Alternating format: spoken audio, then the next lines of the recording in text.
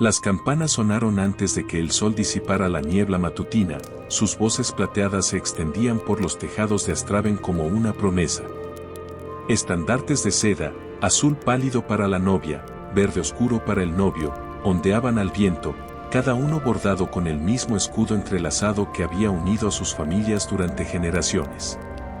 En el patio del palacio, cortesanos vestidos de terciopelo en tonos joyas se disponían como un tapiz viviente, con los rostros alzados hacia el balcón donde la reina Serapina aparecería por primera vez como esposa del rey Aldric. Apareció ante sus ojos, provocando una oleada de asombro. 17 años, su piel de porcelana reflejaba la luz, su cabello castaño rojizo trenzado con hilo dorado, un cinturón de zafiro ceñía su estrecha cintura. Se movía como una figura pintada sobre cristal, cuidadosa y lenta, como si un paso en falso pudiera quebrarla. A su lado, Aldric permanecía erguido e inflexible, el terciopelo esmeralda de su jubón contrastaba con la piel que forraba su manto. Sus manos unidas descansaban sobre la balaustrada. Para la multitud, eran la belleza perfecta, la imagen misma de la unidad. Pero la belleza tiene sus sombras. En el silencio entre las campanas, las ancianas al fondo de la multitud murmuraban entre sí. Los ojos de la reina, decían, eran demasiado hundidos, su figura demasiado delgada. Hablaban de tíos que se habían casado con sobrinas, primos que se habían casado antes de que sus voces se hubieran vuelto siquiera más graves. Recordaban, aunque nadie se atrevía a escribirlo, a los niños nacidos con extremidades torcidas o a los príncipes que se habían vuelto locos antes de los 30. Es en esos linajes, no en los estandartes, donde realmente comienza esta historia. Y antes de continuar, necesito que imaginen el peso de una corona no como oro, sino como una maldición transmitida de una cabeza a otra. Porque lo que están a punto de escuchar no es solo la historia de una reina, sino la de una dinastía que se engendró en la locura. Si creen que la historia esconde sus verdades más oscuras en los matrimonios que celebra, quédense conmigo. No olvidarán lo que sigue. Dentro de la catedral, el aire olía a cera de abejas e incienso, cargado de calor por la presión de los cuerpos. El vestido de Serapina ondeaba tras ella como un rayo de luz de luna, con el dobladillo susurrando sobre las piedras desgastadas. No miró a Aldric mientras caminaban por el pasillo, con la mirada fija en el altar, la corona que aguardaba allí, las figuras talladas de santos que parecían inclinarse hacia adelante, curiosas. El padre Corbin, el confesor de la corte, alzó las manos para bendecir la unión, con voz firme y ojos indescifrables. Cuando Audrec le puso el anillo en el dedo, los labios de Serapina se curvaron en una sonrisa casi convincente. Casi. El Sweet, su dama de compañía, notó el temblor en su mano, la leve contracción de su respiración. Llevaba años al lado de Serapina, sabía que la serenidad de la reina era un velo tenue. Y sabía por qué. En los archivos, ocultas entre volúmenes de crónicas reales, se encuentran páginas que ningún historiador se atreve a citar. Notas de cronistas que describieron ataques de temblor, melancolía y la mente nublada que acechaban a la casa real como una reliquia. Hubo reyes que temían al sol, reinas que se negaban a comer a menos que fueran servidas por niños, príncipes que tallaron extraños símbolos en las puertas del palacio.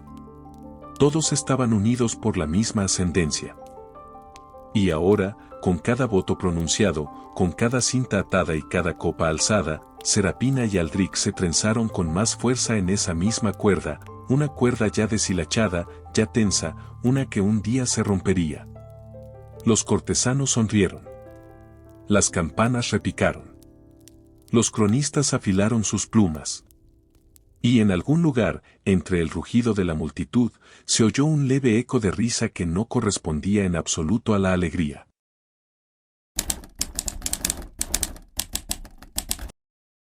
Los primeros meses fueron un espectáculo. Procesiones matinales, audiencias vespertinas, banquetes nocturnos, cada uno una prueba más de cuánto tiempo la reina Serapina podría resistir antes de que su cuerpo la traicionara. Al principio, lo logró.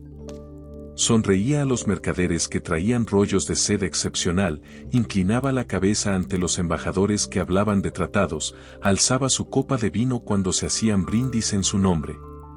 Pero siempre, después de que los aplausos se desvanecían y las puertas se cerraban, sus hombros se desplomaban, sus manos temblaban como si las hubiera mantenido quietas por pura fuerza de voluntad. El desmayo llegó en la tercera semana. Estaba recibiendo a los peticionarios en el gran salón cuando se le nubló la vista. Los rostros ante ella comenzaron a ondularse, sus palabras se disolvieron en un leve murmullo. Extendió la mano hacia el brazo del trono, pero sus dedos fallaron y sintió que se hundía en la oscuridad. Cuando despertó, estaba en sus aposentos, con las pesadas cortinas de terciopelo corridas. Aldrich estaba allí, de pie a los pies de su cama, con los brazos cruzados. Le dijo que debía comer más, dormir más, caminar más, su voz era cortante, con un tono de mando más agudo que la preocupación. Para el segundo mes, las hemorragias nasales dejaban tenues manchas rojas en sus pañuelos. Aprendió a inclinar la cabeza justo así, para que el cabello cayera hacia adelante durante las sesiones del consejo, ocultando el paño que se apretaba contra la cara. Isolda, la reina viuda, lo notó. Siempre lo notaba. Sus visitas a los aposentos de Serapina eran incursiones corteses, traía bandejas de caldo especiado, hablaba en voz baja de las necesidades del reino, sus ojos se detenían demasiado tiempo en la palidez de la reina. Nunca hablaba abiertamente de debilidad. No tenía por qué hacerlo. Cada cumplido estaba cargado de lo que no decía. El suite, su dama de compañía, se convirtió en su sombra. En los pasillos, caminaba medio paso por delante, interceptando las preguntas antes de que llegaran a Serapina. En los banquetes, ajustaba la copa de la reina para que no le temblara la mano al levantarla.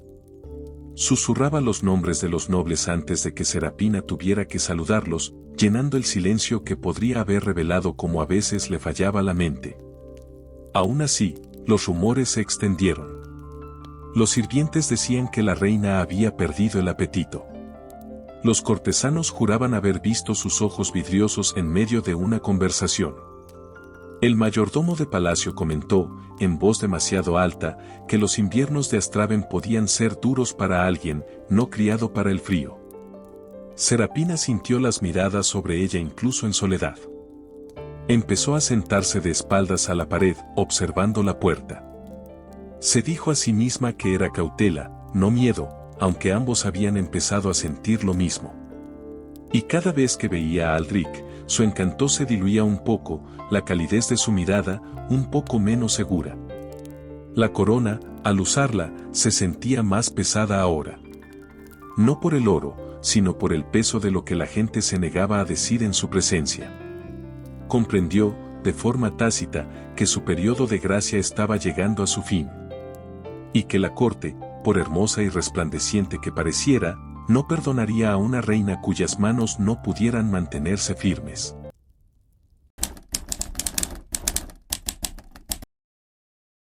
El palacio nunca estaba del todo en silencio. De noche, sus vastos pasillos respiraban, la madera asentándose en las paredes, el viento colándose por las saeteras, el leve susurro de los tapices como si alguien acabara de pasar. La reina Serapina aprendió a moverse en esa oscuridad sin vela. Decía que la luz de la luna era suficiente. Era en esas noches cuando los retratos parecían más vivos. Generaciones de gobernantes de Astraven la observaban desde marcos dorados, reyes con perfiles aguileños, reinas envueltas en sedas convertidas en polvo hacía tiempo. Se detuvo ante ellos, hablando en un susurro, como si se confiara a un familiar que pudiera guardar sus secretos. Los llamaba por su nombre, nombres que nadie había pronunciado en voz alta en décadas. A veces, ladeaba la cabeza, como si escuchara sus respuestas. Los sirvientes evitaban el ala este después del atardecer. Se corrió la voz rápidamente de las risas, suaves al principio, que luego se intensificaron en repentinos estallidos que resonaban tras las puertas cerradas de su galería privada. Un lacayo juró haber oído dos voces donde solo había entrado la reina. Otro afirmó haberla visto en el espejo alargado al final del pasillo. Sus labios se movían, aunque ningún sonido llegó a sus oídos. En su estudio, Lord Bastián de Rovere llevaba un libro de contabilidad aparte, con las páginas encuadernadas en cuero liso, oculto tras tratados médicos. Cada entrada comenzaba de la misma manera: Su Majestad, observada en, seguido de la hora y los detalles más ínfimos, caminaba exactamente 27 pasos. Se detenía 3 minutos ante el retrato de la reina Ameline y tarareaba una melodía irreconocible. Escribía con letra cifrada, torciendo las letras e invirtiendo los números, de modo que, aunque se encontraran las páginas, pocos podrían leerlas.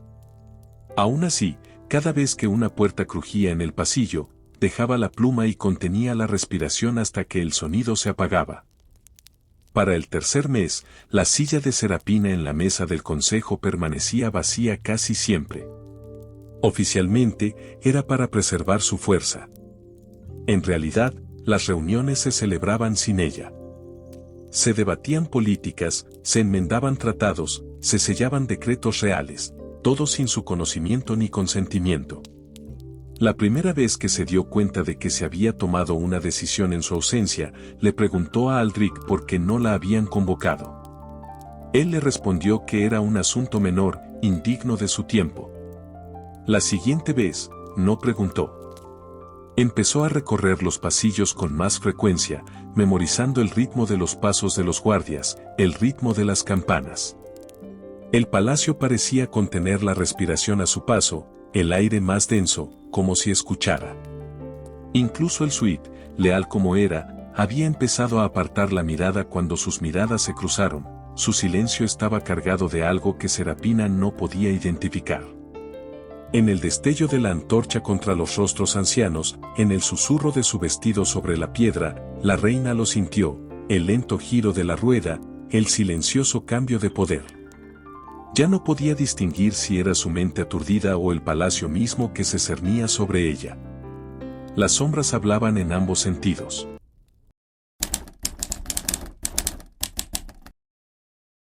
El parto comenzó antes del amanecer, una marea baja de dolor que arrancó a la reina Serapina de sus intranquilos sueños.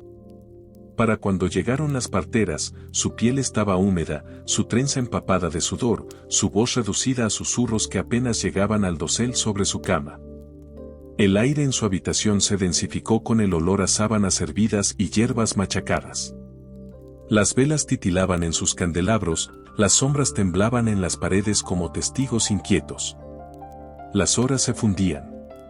Cada oleada de dolor era más aguda que la anterior, desgarrando su cuerpo y su mente hasta que los límites de la habitación se desdibujaron. En un momento, creyó oír los retratos llamándola, pero cuando intentó responder, su voz se disolvió en un grito. Las manos de la partera presionaron con fuerza su vientre, otra voz la instó a pujar, y por un instante se preguntó si sobreviviría. Cuando el llanto del niño finalmente rompió la neblina, fue débil pero constante. Pusieron al príncipe Julien en sus brazos, envuelto en lino blanco, con sus pequeños puños apretados como si estuviera listo para luchar contra el mundo en el que había entrado. El cuerpo de Serapina se sentía vacío, cada respiración superficial, pero se aferró a él como si soltarlo significara perder más de lo que podía soportar. Las campanas de Astraven resonaron antes de que ella supiera siquiera que se lo habían arrebatado de los brazos. Solo para pesarlo, dijo alguien. Para cuando lo devolvieron, Isolda estaba de pie junto a su cama, con una sonrisa que no le llegaba a los ojos fijos. La reina viuda arrullaba a su nieto, con las manos demasiado tiempo sobre el bulto, su voz cálida pero con un deje de propiedad.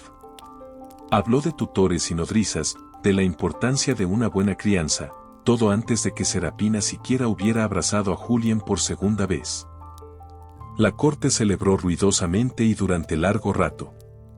Los banquetes llenaron el gran salón durante días, los músicos tocaron hasta que les dolieron los dedos, los poetas recitaron versos comparando al príncipe con héroes fallecidos hacía tiempo.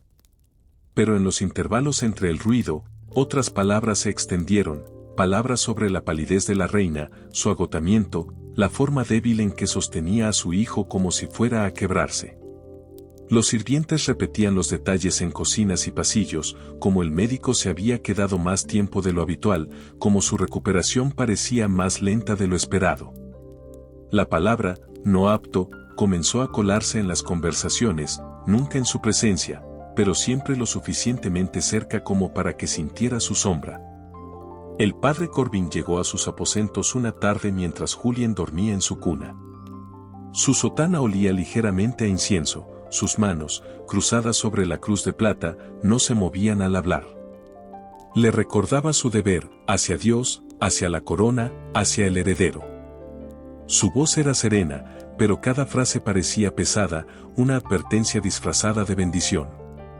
No dijo que ella estuviera fallando, pero el espacio entre sus palabras no dejaba lugar a otra interpretación. Serapina comenzó a observar a la gente que la rodeaba con nuevos ojos. Se dio cuenta de que las visitas de Isolda siempre coincidían con las horas de vigilia de Julien. Como Aldrich parecía ansioso por entregar al niño a los brazos de su madre, como si eso lo aliviara de una carga tácita. Como el Sweet, leal como siempre, dudó antes de devolverle a Julien, como si evaluara si era seguro. Su alegría, esa alegría intensa y dolorosa de abrazar a su hijo, se intensificó. Ya no creía que el calor de la habitación fuera para ella. El círculo se cerraba, y lo sentía en cada sonrisa comedida, en cada voz suave que portaba una espada oculta. Julien era suyo. Pero en Astraven, nada era suyo por mucho tiempo.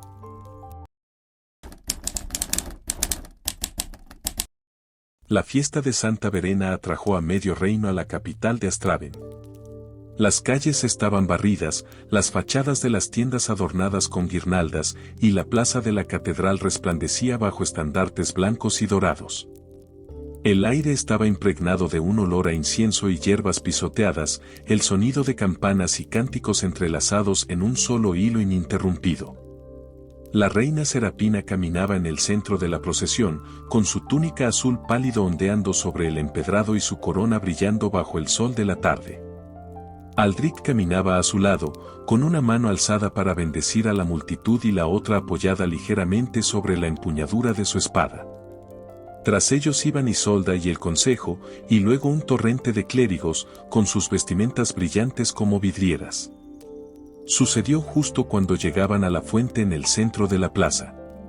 Un rostro entre la multitud, no pudo identificar más tarde a quién, le llamó la atención. Movió los labios.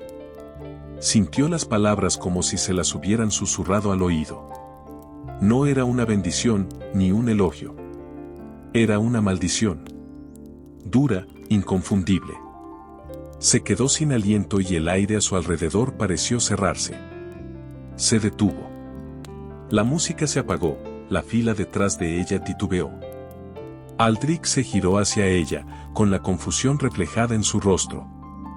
La mirada de Serapina estaba fija en ese grupo de gente. Habló, demasiado alto, acusando a la figura en sombras de desearles la muerte a ella y a su hijo.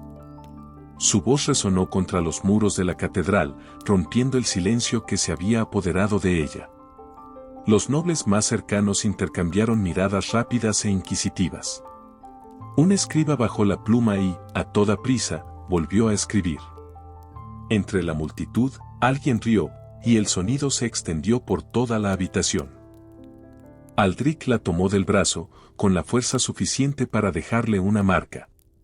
Basta, murmuró, aunque la palabra solo estaba destinada a sus oídos. Ella se apartó, con los ojos abiertos, como si la maldición la hubiera seguido hasta su voz.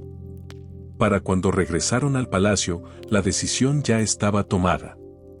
Le dijeron a Serapina que no abandonaría sus aposentos hasta nuevo aviso, por su seguridad, según dijeron. Había guardias apostados en sus puertas, educados pero inamovibles. Le trajeron la comida en bandejas de plata, las cortinas estaban corridas, ocultando la ciudad que ya no podía ver. En los pasillos, los rumores crecían.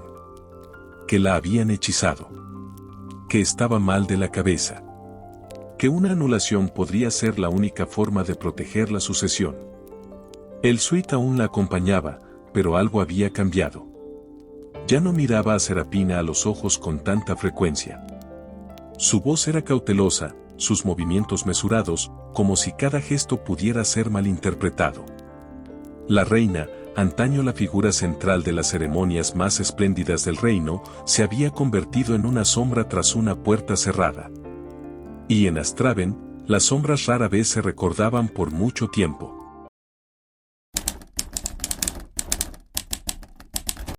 La trasladaron de noche. Sin anuncio, sin ceremonia, solo el suave roce de las botas de los guardias y el sordo golpeteo de los baúles contra el suelo de mármol.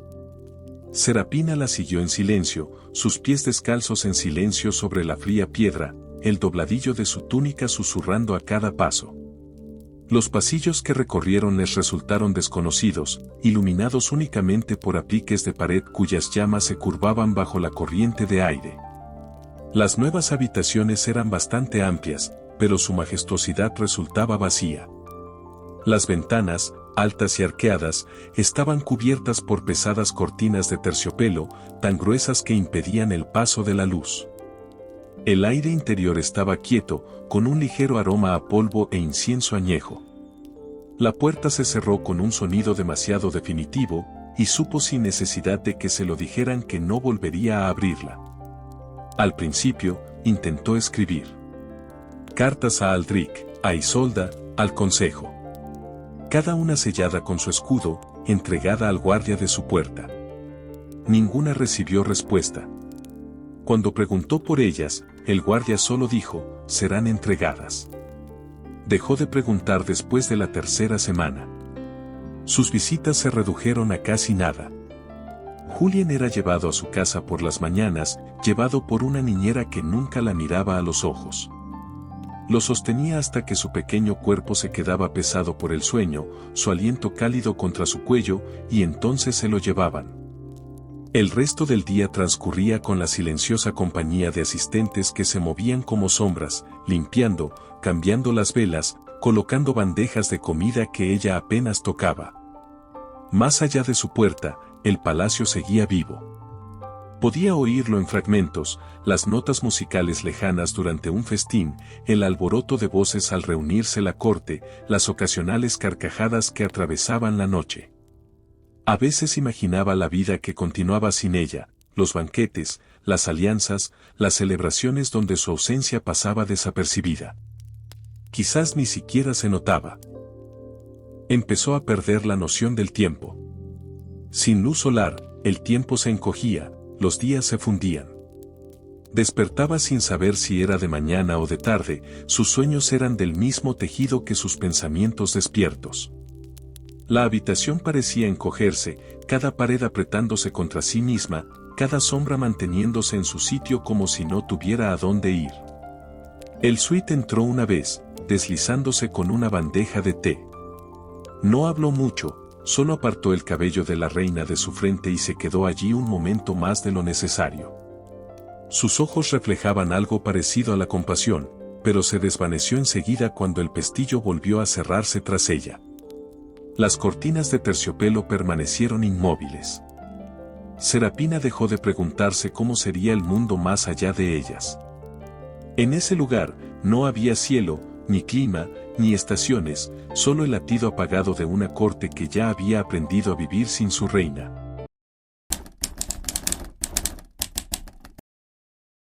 La despertaron antes del amanecer. Nadie explicó por qué.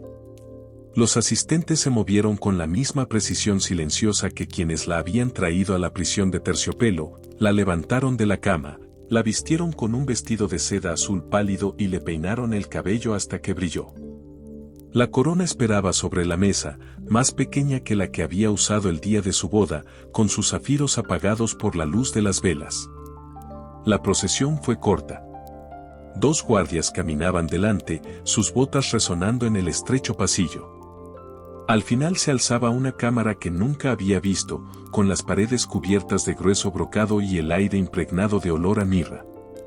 Aldric ya estaba allí, vestido con el uniforme verde y dorado de gala, con expresión impasible y las manos entrelazadas a la espalda. A su lado, el padre Corbin esperaba, con la cruz de plata reflejando la luz.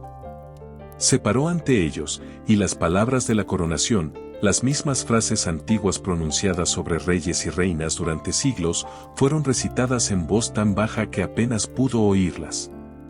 La corona fue bajada sobre su cabeza, su peso le resultó familiar y extraño a la vez.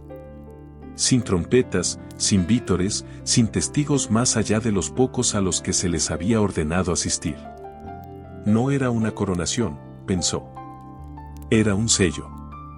Al terminar, Aldrich dio un paso al frente, la besó en la mejilla como si saludara a un pariente lejano y salió de la habitación sin mirar atrás. Siguió a los guardias hasta sus aposentos, con la corona aún en la cabeza. Nadie vino a quitársela. 2 días después, la niñera la encontró. Estaba sentada en la silla de respaldo alto cerca de la ventana, con las manos cruzadas sobre el regazo y la cabeza apoyada en la madera tallada.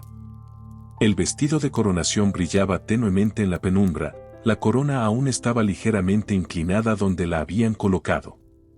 Tenía la piel fría. Nadie mencionó la causa.